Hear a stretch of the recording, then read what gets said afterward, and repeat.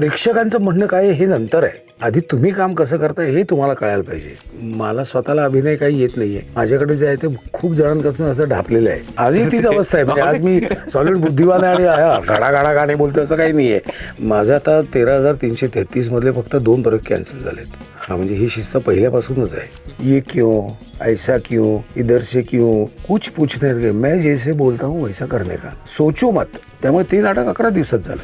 मी अभिमानाने सांगतो की 2008 मध्ये जेव्हा मी निर्माता झालो ना, I was the first in India ज्यांनी ऑनलाईन बुकिंग सुरू केलं. 92 स्थळं अशी आहेत की जिथे आम्ही नाट्यप्रयोग करू शकतो. त्यापैकी 48 ठिकाणी आज नाट्यगृह आहेत. त्यापैकी 4 ते 5 नाट्यगृह उत्तम आहेत. बाकीच्या ठिकाणी फक्त नाट्यगृह आहेत.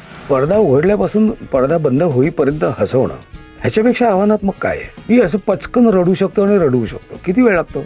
सर्व रसिक प्रेक्षकांना विनंती आहे, गैरसमज करून घेऊ नका कुठल्याही निर्मात्याच्या बाबतीत. तर सुनील तावळे बाहेरून ते विचारतो की आता काय करायचं. त्याच्यावर प्रेक्षकांनी सांगितलं होतं बाल्कनीतून पडदा टाका.